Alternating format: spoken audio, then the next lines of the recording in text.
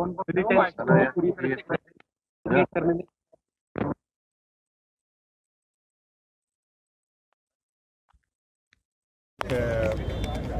the best way of describing our Jammu and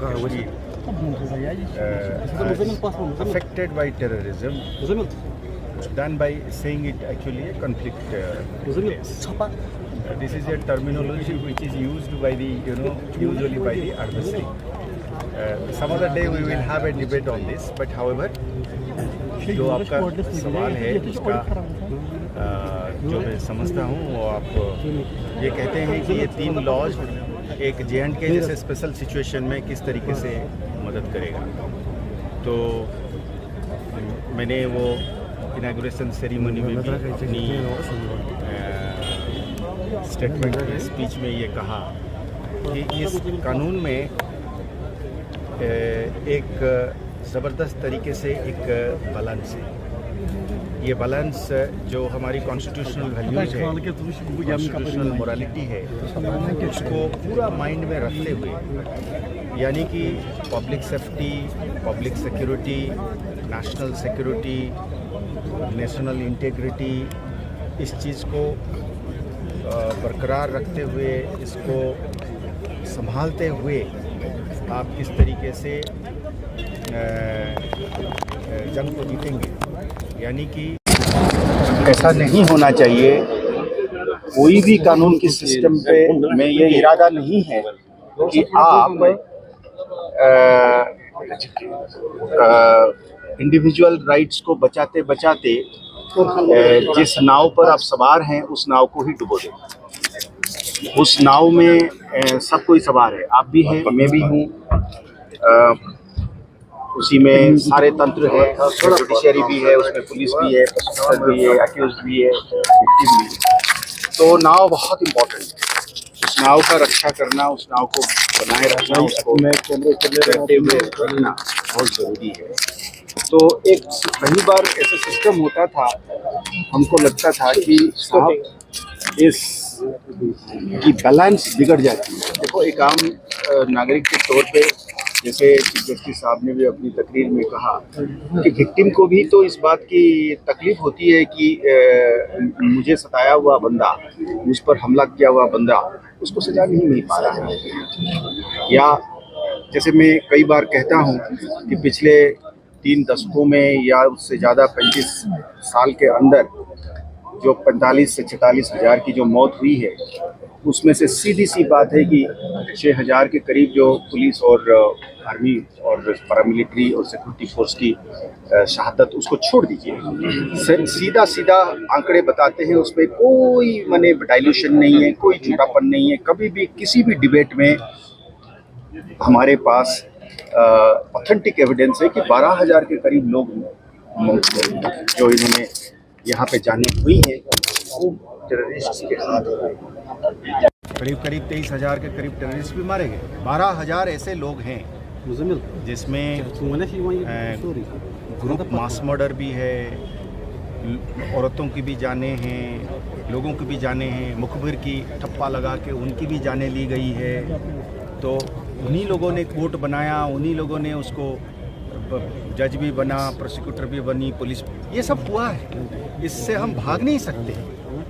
मतलब मेरा तो जिम्मेदारी है कि मैं भाग नहीं सकता हूँ, सरकार और स्टेट का भी जिम्मेदारी है कि भाग नहीं सकते। उसमें मैं भी शामिल हो सकता हूँ, आप भी शामिल हो सकते हैं, कई सारे जर्नलिस्ट्स भी इसमें अपने जाने हुई हैं।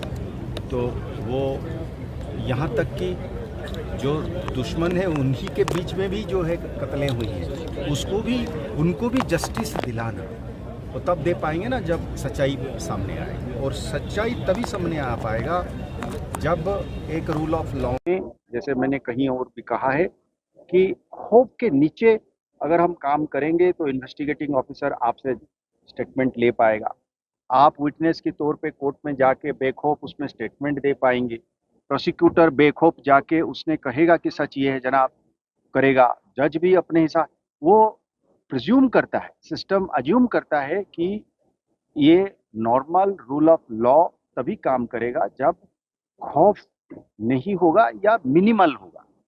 अब वह खौफ का मात्रा अगर इस तरीके से बढ़ गया ताकि वो इन्वेस्टिगेटिंग ऑफिसर भी अपने हिसाब से जी चुरा रहा है, विटनेसेस कहता है जाने दीजिए, अपनी प्रोसिक्यूटर अपने जगह में बोल नहीं पा रहा है, जज अपने जगह पर डरा। वो सिस्टम को अगर हाईजैक कर लिया जाए टेरर और खौफ के जरिए, तो फिर क्या होगा? और वही जो जिन लोगों ने इसको करते हैं वही इल्जाम लगाते हैं कि ये रूल ऑफ लॉ ही नहीं है।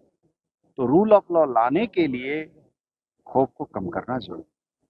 तो आज तक हम लोगों ने, पुलिस ने बहुत मात्रा में हमारा एनर्जी, हमारा ताकत हमने लगाया हुआ था बम और गन को कंट्रोल करने में। तो उसको कम करने के साथ साथ हमें इस चीज़ की एहसास हुई कि हम माने एडवर्सरी की चुंगल में फंस रहे हैं, यानी कि वो नहीं चाह रहा है रूल ऑफ लॉ, हम चाहते हैं। इसलिए इन कानून के सहारे ये कानून आया, और ये कानून एक एनाबलर है, एक बूस्टर है, एक मददगार फ्रेमवर्क, जिसके तहत हम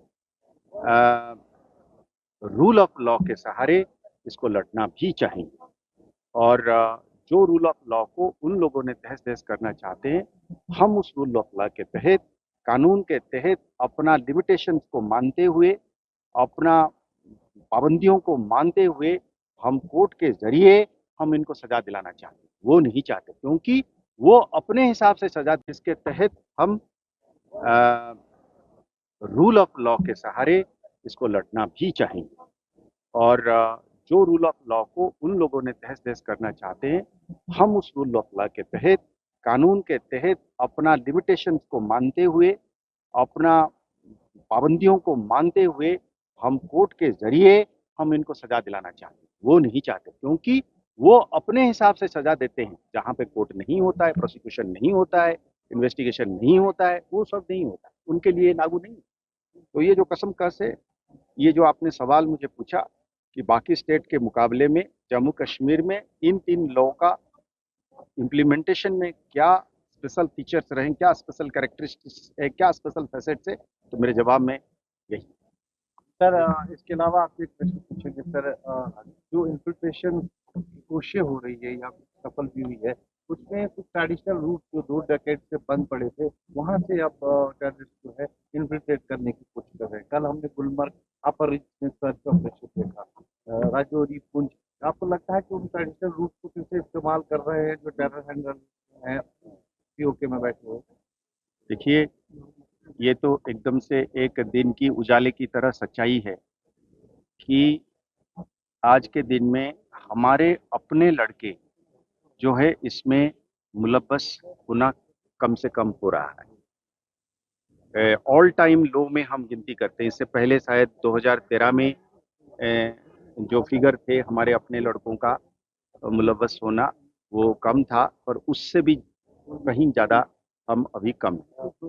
तो इसका मतलब ये हो गया है कि अगर आपको डराना है, अगर आप कानून के बाहर जाके अपने हिसाब से किसी को मार देना है, मुखबर कह के या दुश्मन कह के या कोई ठप्पा लगा के, वो तो कोई इन्वेस्टिगेशन, प्रोसिक्यूशन, कोई ट्रायल में तो नहीं जाता। वो फॉरेन टेररिस्ट कर रहा है।